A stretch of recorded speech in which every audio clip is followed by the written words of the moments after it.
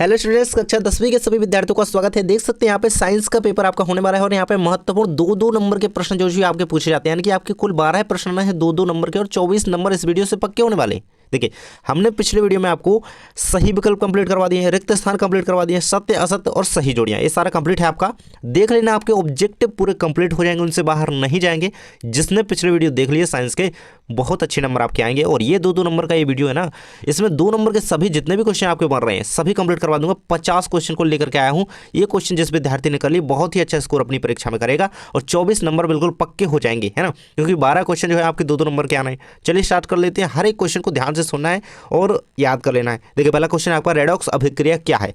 Very most important अभिक्रिया है redox, है ना। देख लेते हैं, जब किसी अभिक्रिया में एक अभिकारक उपचयित तथा दूसरा अभिकारक अपचयित होता है तो इन अभिक्रियाओं को जो है उपचयन का रेडॉक्स अभिक्रिया कहा जाता है। तो सीधी बात कहना है आपको कि जहां पे उपचयन और अपचयन दोनों साथ साथ घटित होती हैं तो वो रेडॉक्स अभिक्रिया है ना। इतना आप याद रखिए और इसका आप समीकरण याद कर लेंगे। इसके बाद बढ़ते हैं अगले क्वेश्चन को। यहाँ पे मोस्ट इंपोर्टेंट क्वेश्चन कहा जाए तो लोहे की वस्तुओं को हम पेंट क्यों करते हैं? देखिए, कई बार बोर्ड में पूछा गया है, बिल्कुल स्किप नहीं करना, हर एक तरीके से क्वेश्चन को देखना है ना, क्योंकि ऑब्जेक्टिव में भी इसमें से बन सकता है ना। तो क्वेश्चन को ध्यान से पढ़िए, सुनिए। देखिए, लोहे की वस्तुओं को संक्षारण से बचाने के लिए हम पेंट करते हैं। पेंट वस्तु की तरह सतह तथा हवा या नमी के बीच प्रत्यक्ष संपर्क को समाप्त कर देता है ना, जिससे कि आर्द्रता नहीं पड़ पाती लोहे पे, है ना।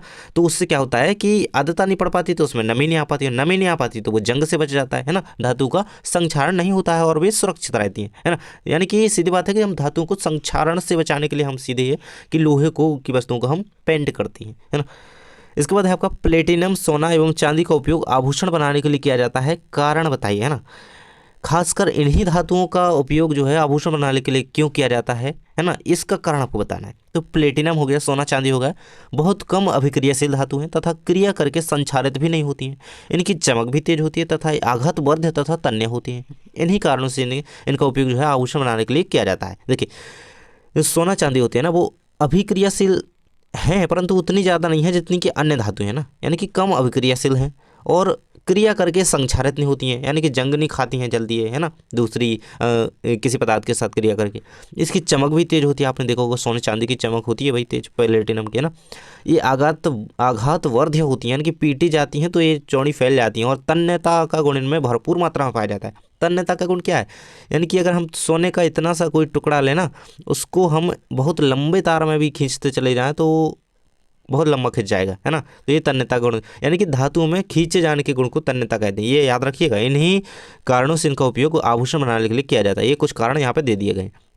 देखिए, अगर ये पीडीएफ पूरा चाहिए आपको 50 क्वेश्चन का, तो हमारे चैनल की मेंबरशिप को ज्वाइन कीजिए। आपका पीडीएफ ये फ्री में आपको प्रोवाइड करा दिया जाएगा, है ना। यानी कि मेंबरशिप के हिसाब से हमारे जो मेंबर्स हैं उनको ये फ्री में दे दिया जाता है ना। आप एक बार बस पे कर दीजिए और आप जुड़ जाइए हमसे। संतुलित रासायनिक समीकरण क्या है? देखिए, जब किसी रासायनिक समीकरण में विभिन्न, देखिए एक पूछा गया है ना, ये लास्ट ईयर पूछा गया क्वेश्चन है, विभिन्न तत्वों के परमाणु की संख्या बाईं ओर, है ना, बाईं ओर LHS तथा दाईं ओर RHS, है ना, राइट हैंड साइड, दोनों तरफों बराबर होती है तो उसे संतुलित, यानी कि उसका संतुलन बना रहा है ना। दाईं ओर और बाईं ओर अगर परमाणुओं की संख्या बराबर होती है, विभिन्न अलग अलग तत्व हैं भाई, लेकिन उनके परमाणु की संख्या क्या है? बाईं ओर तथा दाईं ओर क्या है? दोनों तरफ बराबर है ना। देखिए, कोई रासायनिक समीकरण है, समीकरण की ही बात की जा रही ना, तो ये तो आप यहाँ पे क्वेश्चन में से लिखेंगे, है ना। कोई रासायनिक समीकरण है और एक दाईं ओर तथा बाईं ओर, यहाँ पे क्या होता है, दोनों तरफ उसके परमाणुओं की संख्या, किसी समीकरण में जो परमाणु दिए गए हैं उनके परमाणु की संख्या जो है बराबर होती है दोनों तरफ, तो उसे संतुलित, यानी कि बराबर है तो इनका संतुलन बन रहा है, तो ये रासायनिक संतुलित रासायनिक समीकरण से कहा जाता है। इस प्रकार से याद रखिएगा। इसके बाद सोडियम, पोटेशियम एवं लिथियम को तेल के अंदर संग्रहित किया जाता है। मोस्ट इंपोर्टेंट क्वेश्चन है। ये तीनों साथ में तो नहीं आएंगे, लेकिन ऐसे पूछा जाता है कि सोडियम को तेल के अंदर संग्रहित, या सोडियम को केरोसिन या मिट्टी के तेल के अंदर डुबो कर रखा जाता है, क्यों, है ना। क्योंकि क्या होता है ना कि ये धातुएं जो है अति अभिक्रियाशील धातुएं होती हैं, है ना, बहुत अभिक्रियाशील धातु होती है। अगर इसे खुले में रखा जाए और ये हवा के संपर्क में आ गई ना, तो वायु से क्रिया करके तत्काल जो है आग पकड़ लेती हैं। अर्थात इन्हें बचाने तथा आग लगाने से रोकने के लिए इन्हें तेल के अंदर जो है संग्रहित करके रखा जाता है ना। इसके बाद है आपका अगला क्वेश्चन, संयोजन अभिक्रिया में वियोजन अभिक्रिया को प्रभावित कीजिए। तो संयोजन अभिक्रिया वे अभिक्रिया है जिनमें 2 या 2 से अधिक पदार्थ आपस में जो है संयोग करते हैं, संयोजित होते हैं। करते हैं और फिर एक नए पदार्थ का जो है निर्माण करते हैं, है ना। संयोजन, उसमें दो पदार्थ संयोग करेंगे यानी कि संयोजित होंगे और एक नया पदार्थ बनाएंगे, तो ये क्या है, ये संयोजन अभिक्रिया है। इसके बाद संतृप्त एवं असंतृप्त कार्बन यौगिकों का केवल एक एक उदाहरण लिखिए। देखिए ये सारे 2-2 नंबर के रूप में क्वेश्चन बनेंगे, बिल्कुल एक भी क्वेश्चन नहीं छोड़ना है। और चैनल पर नए हो तो सब्सक्राइब कर लेना। देख सकते हैं संतृप्त कार्बन यौगिक हाइड्रोकार्बन विकास, असंतृप्त कार्बन यौगिक, तो संतृप्त कार्बन यौगिक क्या है, मेथेन CH2, और एथीन जो है असंतृप्त कार्बन यौगिक है, याद रखिएगा। इसके बाद है आपका अगला क्वेश्चन, मानव में वृषण के क्या कार्य हैं। तो मानव में वृषण के कार्य निम्न है, टेस्टोस्टेरोन हार्मोन का स्राव करना और मानव वृषण में नर जनन कोशा अर्थात शुक्राणुओं का जो है निर्माण करना। तो ये जो है यहाँ पे मानव वृषण का कार्य होता है। इसके बाद है आपका अगला क्वेश्चन है, बहुत ही ज़्यादा इंपॉर्टेंट क्वेश्चन, रक्त एवं लसिका में 2 अंतर लिखिए। देखिए बड़े नंबर में भी क्वेश्चन पूछा जा सकता है और 2 नंबर में भी क्वेश्चन आ सकता है ना। यानी कि ये 3 या 4 नंबर में भी क्वेश्चन बन सकता है और 2 नंबर में भी बन सकता है। तो याद कर लेना बिल्कुल अच्छी तरीके से रक्त एवं लसिका। देखिए रक्त क्या है, रक्त क्या है, यह रंग, लसिका है इस तरफ और इस तरफ रक्त है, सॉरी हाँ। तो यह रंगहीन ऊतक द्रव है और ये क्या है, ये रंगीन, रंगीन कैसा, लाल कलर का है ना। ब्लड कैसा होता है, लाल होता है। गहरे लाल रंग का ऊतक द्रव है और ये रंगहीन यानी कि जिसमें रंग नहीं है। इसमें लाल रक्त कणिकाओं का अभाव होता है, होगा ही क्योंकि ये रंगहीन है। इसमें लाल रक्त कणिकाएं उपस्थित होती हैं, वैसे भी ब्लड में रेड ब्लड कार्पल्स जो है पाई जाती हैं, तो याद रखिएगा। इसके बाद है जाइलम तथा phloem, very very most important अंतर है, 2 अंक में कई बार पूछा गया है, कई बार। जाइलम फ्लोएम देख सकते हैं, जाइलम में जल तथा घुले खनिज लवण का वहन होता है और फ्लोएम में पत्तियों से संश्लेषित खाद्य पदार्थ भोजन का पादप के दूसरे हिस्सों तक वहन होता है। देखिए एक इस प्रकार से याद रखना है, जाइलम, जाइलम से क्या हो रहा है, जल का वहन होता है, आगे जा रहा है तो जल जाइलम, जल से जाइलम का वहन हो रहा है, सीधा याद है ना, मतलब जाइलम से जल का वहन हो रहा है। और फ्लोएम से क्या याद रखना है, भोजन का वहन हो रहा है, यानी कि भोजन को हम इंग्लिश में क्या कहते हैं, फूड। तो फूड का वहन किससे हो रहा है, फ्लोएम से, एफ आया ना, फ्लोएम फूड, ये याद रखिए। फ्लोएम से फूड का वहन हो रहा है और जाइलम से जल का वहन हो रहा है, बस। इसके बाद है इसमें जो है एटीपी की आवश्यकता नहीं होती है, इसमें एटीपी की आवश्यकता होती है क्योंकि इसमें भोजन तैयार करना, भोजन जो है एक जगह से दूसरी जगह ले जाना है और ये तो जड़ों द्वारा खींच लिया जाता है ना, जाइलम कोशिकाओं द्वारा, वाहिकाओं द्वारा। इसके बाद है आपका बहुखंडन कैसे कहते हैं।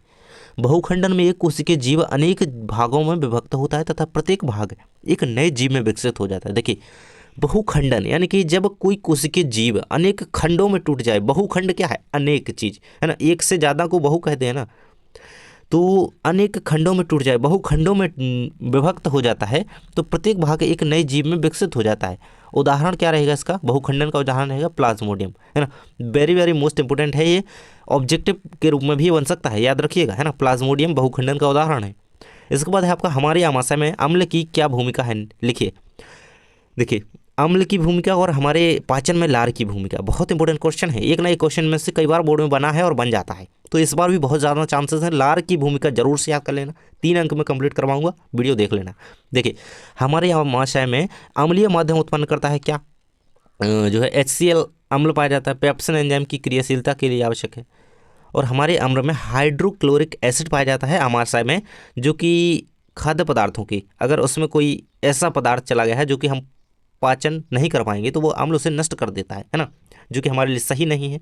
ज़्यादा पदार्थ जो होते हैं वो HCl नष्ट कर देता है, तो हमारे लिए लाभदायक है। पेप्सिन एंजाइम की क्रियाशीलता के लिए आवश्यक है, यह भोजन में उपस्थित जीवाणु को नष्ट करता है, यही जीवाणु की बात कर रहा था मैं, है ना, तो अम्ल ही तो है वो HCl। इसके बाद है आपका ATP का पूरा नाम लिखिए, इसे ऊर्जा मुद्रा क्यों कहा जाता है। वैसे तो ऐसा क्वेश्चन कभी नहीं आता है, लेकिन आपको याद रखना है कि ATP का पूरा नाम क्या है। इससे देखिए कई सारे आपके ऑब्जेक्ट कंप्लीट हो रहे हैं। ATP का पूरा नाम क्या है, कई बार पूछा गया, एडिनोसिन ट्राइफॉस्फेट, ये रहा है ना, ATP का पूरा नाम। और ATP माइटोकॉन्ड्रिया में भोज्य पदार्थों के ऑक्सीकरण से निकलने वाली ऊर्जा है, यही ATP कहलाती है, मतलब एक ऊर्जा है जो ATP के रूप में संचित होती है ना, इसलिए इसे ऊर्जा मुद्रा कहा जाता है, ये याद रखिएगा। इसके बाद स्वपरागण और परपरागण में अंतर, देखिए या तो 4 नंबर का ये क्वेश्चन पूछा जाएगा या फिर 2 नंबर में इसके महत्व या लाभ पूछ लिया जाएंगे, है ना, तो याद रख के चलना है, भूलना बिल्कुल नहीं है। स्वपरागण परपरागण, देखिए मैं इसको अच्छी तरीके से बताता हूँ। इसमें एक पुष्प के परागकणों की बात की जा रही है, उसी पुष्प या उसी जाति के अन्य पुष्प के वर्तिकाग्र पर जाते हैं। देखिए स्व का मतलब क्या होता है, अपने ऊपर, जंग के तई अपने ऊपर गिरेंगे, है ना, उसी पुष्प या उसी पौधे के अन्य पुष्प के वर्तिकाग्र पर जाकर गिरते हैं। और इसमें क्या होता है, पुष्प के परागकण दूसरे पौधे के पुष्प के वर्तिकाग्र पर जाते हैं, तो भाई दूसरे के पे जा रहे हैं ना, तो ये पर पे जा रहे हैं, यानी कि पराय पे जा रहे हैं, तो ये परपरागण मतलब पर परागण हो गया। अगर दूसरे पे जा रहे हैं ना तो पर परागण है, मतलब पराये पे जा रहे हैं। ये स्वपरागण है, मतलब खुद ही पे कर रहे हैं, खुद ही के ऊपर से नीचे कर रहे हैं या फिर अपनी जाति के पे जा रही हैं, तो ये रहेगा स्वपरागण परपरागण। इसके बाद है आपका इस परागण में माध्यम की आवश्यकता नहीं होगी। काहे के लिए माध्यम की आवश्यकता भाई? क्योंकि इनको वहीं का वहीं तो जाना है, स्वपरागण खुद के ऊपर ही गिरना है ना इन परागणों को। तो क्या माध्यम की आवश्यकता है? इसमें तो पड़ेगी भाई, क्योंकि दूर जाना है, किसी अन्य पुष्प पर जाना है, अन्य पौधे के पुष्प पर जाना है, बद का है ना, तो माध्यम की आवश्यकता होती है। इसका माध्यम हो सकता है कीट हो गया, कोई भी पक्षी हो गया, मनुष्य हो गया, है ना, पानी से बह के चले गए, हवा में उड़ के, ये माध्यम हो सकते हैं, साधन हो सकते हैं। इसके बाद अगला क्वेश्चन आपका लैंगिक तथा अलैंगिक जनन में कोई दो अंतर लिखिए। Very very most important question है, कई बार पूछा गया है। लैंगिक जनन, अलैंगिक जनन, इस जनन में युग्मकों का निर्माण होता है, इस जनन में युग्मकों का निर्माण जो है नहीं होता है। देखिए आपको पता होगा कि लैंगिक जनन जो है मनुष्य में होता है और इसमें युग्मकों का निर्माण होता है। इसमें जो है युग्मकों का निर्माण नहीं होता, क्योंकि इसमें एक जीव ही जो है भाग लेता है इस जनन में। इसमें उत्पन्न संतान, होने वाली संतान अपने जनकों के समान नहीं होती है, उनमें विकसित होने की संभावना होती है भाई, कुछ नए, है ना, कुछ इम्प्रूवमेंट होते हैं, है ना, अपने जनकों के समान नहीं होती है, कुछ और विकसित हो जाती है ना, मतलब बिल्कुल वैसे ही नहीं रहेगी। इसमें क्या होता है, संतान अपने जनकों के समरूप होती है, बिल्कुल समान होती है, जैसे इनकी जो जनक रहेंगे वैसे ही संतान यहाँ पे जो है बनेगी। इसके बाद है आपका ऊष्मा छिपी रासायनिक अभिक्रिया को परिभाषित कीजिए। Very very most important question है और ये बहुत ही सरल क्वेश्चन है, आपको आसानी से याद करना है। मैं बताता हूँ, वे अभिक्रियाएं जिनमें उत्पाद के निर्माण के साथ साथ क्या होता है, ऊष्मा उत्पन्न होती है। देखिए ऊष्मा छेपी और ऊष्मा शोषी दोनों को साथ बताता हूँ तो याद हो जाएगा।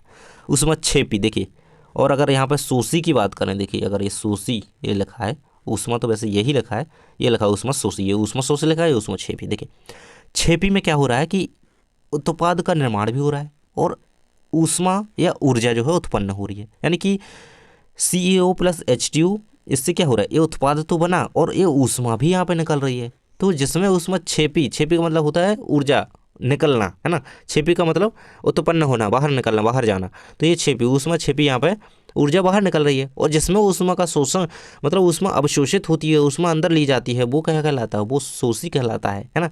तो ये दोनों को साथ देखिए तो याद रहेगा। इसके बाद संक्षारण किससे कहते हैं? देखिए बहुत ही इंपॉर्टेंट क्वेश्चन है, उदाहरण से बताना है। जब कोई धातु वायुमंडल में उपस्थित अम्ल तथा नमी के संपर्क में आती है तब धातु की सतह पर एक परत चढ़ जाती है, जिससे धातु संक्षारित होने लगती है और इस क्रिया को जो है संक्षारण कहा जाता है ना।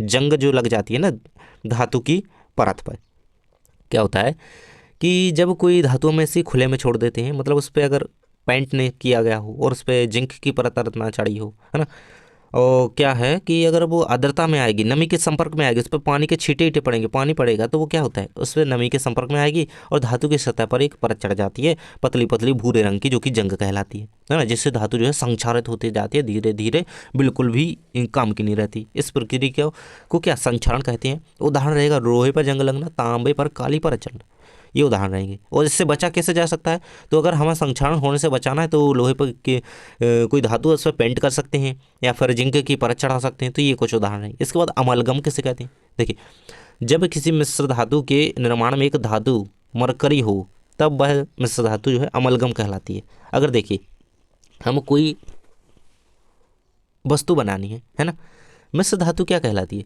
मिश्र धातु मतलब दो धातुओं से मिलकर के कोई धातु बन रही है ना, तो वो मिश्र धातु कहलाती है। और अगर उन दो धातुओं में से एक जो है पारा हो, Hg हो, यानी कि मरकरी हो, तो वो क्या है, अमलगम, वो अमलगम है। अगर उन दो धातुओं में से, जिन दो धातुओं से मिलकर एक मिश्र धातु का निर्माण होता है, कोई भी वो दो हो सकती हैं, लेकिन अगर उन दो धातुओं में से एक जो है पारा है, Hg है, यानी कि मरकरी है, तो वो अमलगम कहलाएगी, है ना, याद रखिएगा, ऑब्जेक्ट में बन सकता है। एक्वारेजिया किसे कहते हैं? देखिए एक्वारेजिया सांद्र HCl एवं सांद्र NH2NO3 अम्ल का 3:1 में बना ताजा मिश्रण होता है। यह मिश्रण सोने तथा प्लेटिनम, है ना। तो ये देखिए यहाँ पे HCl अम्ल का और HNO3 ये दोनों अम्ल हैं और इनका जो है 3:1 का मिश्रण होता है, यानी कि 3 जो है HCl होगा और एक, ये दोनों 3:1 में जो है यहाँ पे होने चाहिए। और इनका जो ताजा मिश्रण होता है उसे एक्वारेजिया का विलयन कहा जाता है। इसके बाद है सहसंयोजी बंध को परिभाषित कीजिए। तो दो परमाणुओं के बीच इलेक्ट्रॉन के एक युग्म की साझेदारी के द्वारा बनने वाले आबंध को जो है सहसंयोजी बंध कहा जाता है। देखिए सह और साझेदारी के द्वारा बन रहे हैं, देख सकते हैं, है ना। दो परमाणु के बीच इलेक्ट्रॉन के एक युग्म की साझेदारी हो रही है, के द्वारा बनने वाला आबंध सहसंयोजी आबंध है। वियौगिक जो सहसंयोजी आबंध के कारण बनते हैं सहसंयोजी यौगिक कहलाते हैं। इसके बाद नेक्स्ट क्वेश्चन है अपर रूपता किसे कहते हैं? कार्बन के 2 अपर रूपों के नाम लिखिए। देखिए अभी तक वीडियो को लाइक नहीं किया तो जल्दी से लाइक कर दीजिए, क्योंकि आप लोगों के लिए क्वेश्चन बनाने में बहुत ही ज़्यादा मेहनत लगती है, तो एक लाइक तो कर ही सकते हैं। और चैनल को सब्सक्राइब कर लेंगे ताकि अगले पेपर की भी तैयारी हम इसी प्रकार से करवा सकें और इसका सॉल्यूशन भी दे सकें, है ना। देखिए जब एक ही तत्व प्रकृति में कई रूपों में मिलता है, अपर रूप, अपर मतलब अलग अलग प्रकार में मिलता है, विभिन्न रूपों में मिलता है ना, अपर रूपता रूपों में मिलता है, तो तत्व के इस गुण को अपर रूपता कहते हैं। इस तत्व और तत्व के विभिन्न रूपों को अपर रूप कहते हैं। कार्बन के 2 अपर रूप हीरा तथा ग्रेफाइट हैं। देखिए याद रखिएगा, कार्बन के अगर क्वेश्चन आ गया कार्बन के अपर रूप लिखिए तो क्या लिखेंगे? हीरा और ग्रेफाइट लिखेंगे। हर प्रकार से क्वेश्चन को देखना है, हर क्वेश्चन में क्वेश्चन बनाना है, ऐसे ही साइंस पढ़ी जाती है। देखिए जनन क्यों आवश्यक है? सजीवों को अपनी स्पीसीज के स्थायित्व को बनाए रखने तथा अपने समान आकृति, रंग, रूप एवं गुणों के नए जीव उत्पन्न करने के लिए जनन की आवश्यकता होती है। ये आंसर है आपका। इसके बाद 23 नंबर का क्वेश्चन है प्रकाश संश्लेषण किसे कहते हैं? रासायनिक समीकरण लिखिए। Very very most important question है, 4 नंबर में कई बार क्वेश्चन आया है, तो कर लेना कंप्लीट भाई। प्रकाश संश्लेषण रहेगा क्लोरोफिल सूर्य के प्रकाश सौर ऊर्जा की को संग्रहित करके।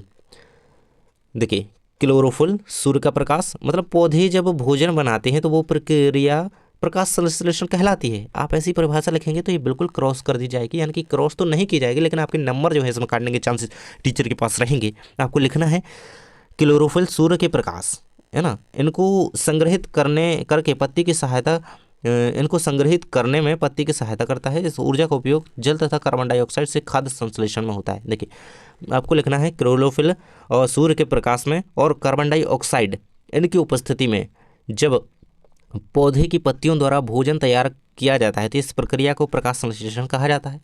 चूँकि खाद्य संश्लेषण सूर्य के प्रकाश की उपस्थिति में होता है इसलिए इसे प्रकाश संश्लेषण, है ना, सूर्य का प्रकाश है तो प्रकाश संश्लेषण, प्रकाश के द्वारा संश्लेषित हो रहा है वो खाना, भोजन पकाया जा रहा है तो प्रकाश संश्लेषण कहा जाता है। ये रहेगा यहाँ पे इसका समीकरण प्रकाश संश्लेषण का। 6CO2 + 12H2O क्लोरोफिल और सूर्य के प्रकाश की उपस्थिति में बना है तो यहाँ पे भोजन का निर्माण हो गया। देख सकते हैं ग्लूकोज C6H12O6 ग्लूकोज का सूत्र है, याद रखिएगा C6H12O6, है ना।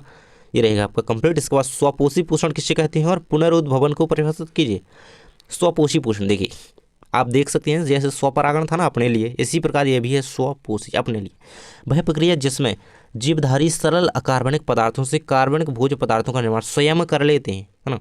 सरल से भोज्य पदार्थ, अकार्बनिक पदार्थ से कार्बनिक पदार्थ बना लेते हैं, अपने लिए खाने के लिए तैयार कर लेते हैं, स्वपोषी पोषण कहलाती है।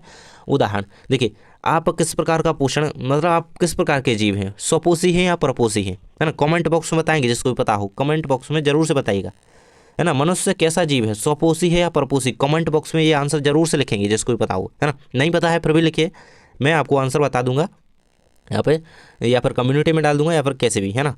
देख सकते हैं पुनरुद्भवन को परिभाषित कीजिए। तो पुनरुद्भवन यानी कि रीजनरेशन वह क्रिया है जिसमें किसी जीव के किसी भाग या अंग ऊतक का पुनर्स्थापन, मरम्मत या क्षतिग्रस्त अंगों का निर्माण अथवा शरीर के किसी छोटे खंड से पूर्ण शरीर का निर्माण भ्रूणीय अवस्था के बाद होता है। तो हाइड्रा और प्लेनेरिया ये इसके उदाहरण हैं पुनरुद्भवन के, रीजनरेशन के। और इसे समझें तो देखिए इसमें होता क्या है, अगर किसी पौधे का कोई भाग टूट गया है ना, कट गया है, वहाँ से काट कर उसकी मरम्मत या क्षतिग्रस्त अंग जो है वहाँ पे उसके अंग का निर्माण उसकी अच्छी तरीके से मरम्मत कर दी जाती है, अथवा शरीर के किसी छोटे खंड से पूर्ण शरीर का निर्माण भ्रूणीय अवस्था के बाद होता है। यही पुनरुद्भवन है। ये रहेगा इसका उदाहरण। आनुवंशिकता किसे कहते हैं? जीवधारुओं में पीढ़ी दर पीढ़ी विभिन्न लक्षणों के संचरण को जो है आनुवंशिकता कहा जाता है ना। इसके बाद मेंडल ने अपने प्रयोग के लिए मटर के ही पौधे का चयन क्यों किया? कोई 2 कारण लिखिए। मोस्ट इंपोर्टेंट क्वेश्चन है भाई, इसे मत छोड़ देना।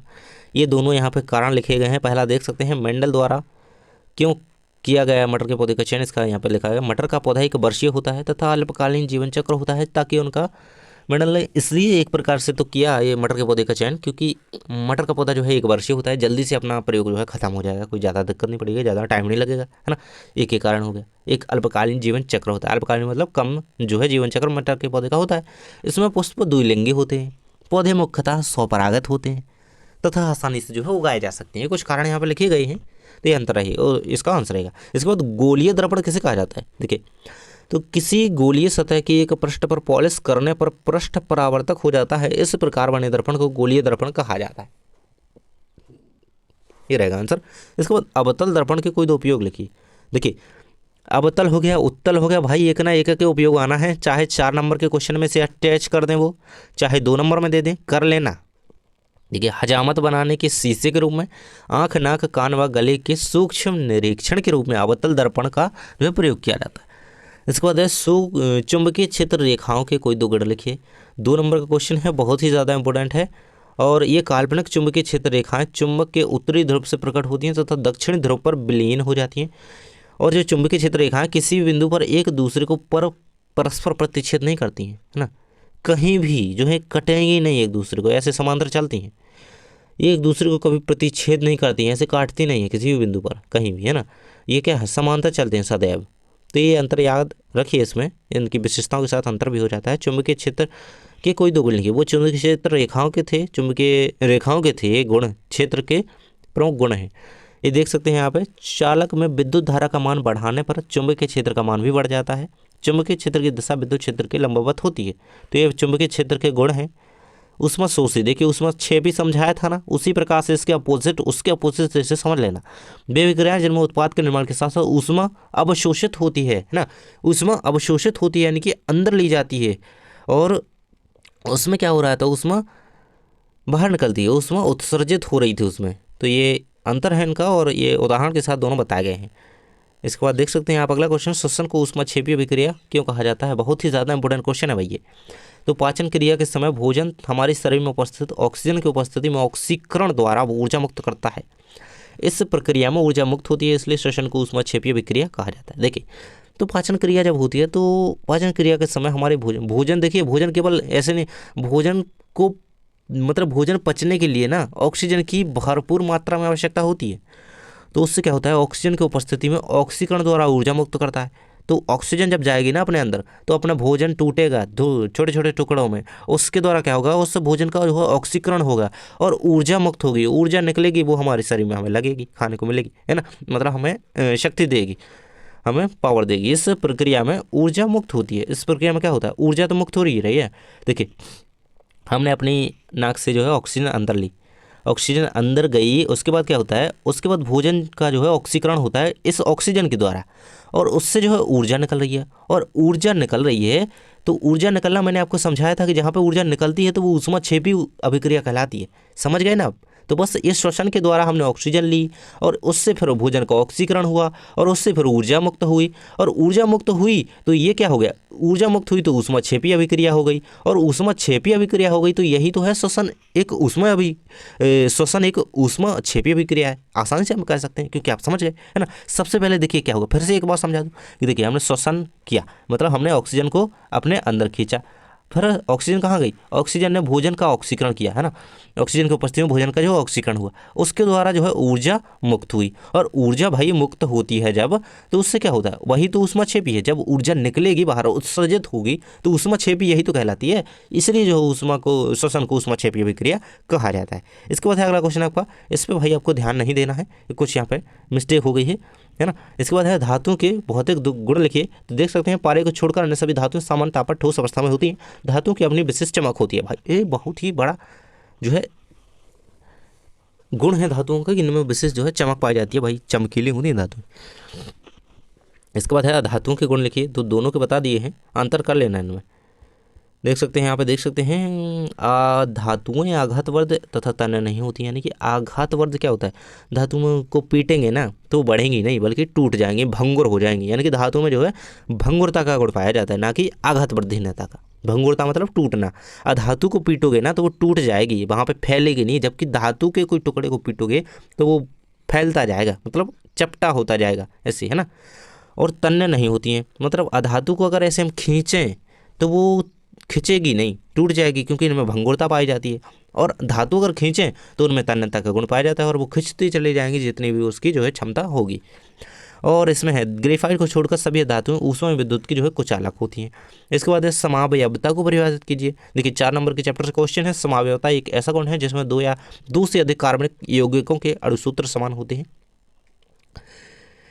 परमाणु परंतु संरचना भिन्न भिन्न होती है। यहाँ देखिए क्या है, अणुसूत्र जो है समान होंगे, दो या दो से कोई अधिक कार्बनिक यौगिक है उनके अणुसूत्र समान होंगे, लेकिन परमाणु संरचना जो है अलग अलग होगी उनकी। ऐसे कार्बनिक यौगों को समावयव कहा जाता है, इसी परिघटना को समावयवता कहा जाता है।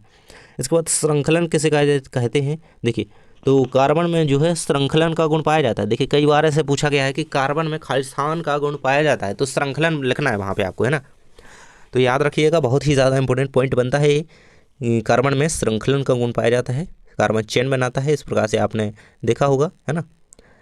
तो ये आप याद रखिएगा, कार्बन ऐसे चेन बनाता है, ये चेन कहलाती है, ये श्रृंखला बनी हुई है, इसी को हम समझ सकते हैं आप। इसके बाद वास्तविक प्रतिबिंब तथा आभासी प्रतिबिंब में कोई दो अंतर स्पष्ट कीजिए।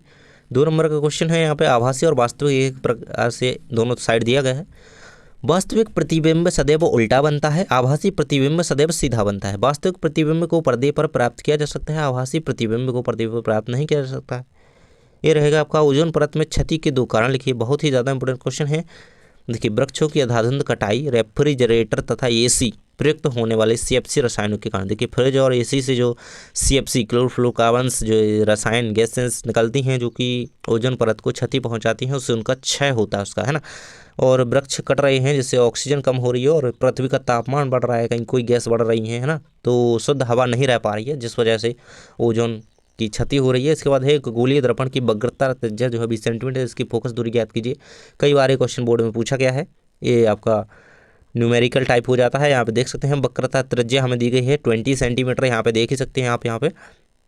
और ये यहाँ पे इसकी फोकस दूरी ज्ञात करने का यहाँ पे फॉर्मूला देख सकते हैं। और इसके बाद आपको यहाँ पे कर देना है ऐसे।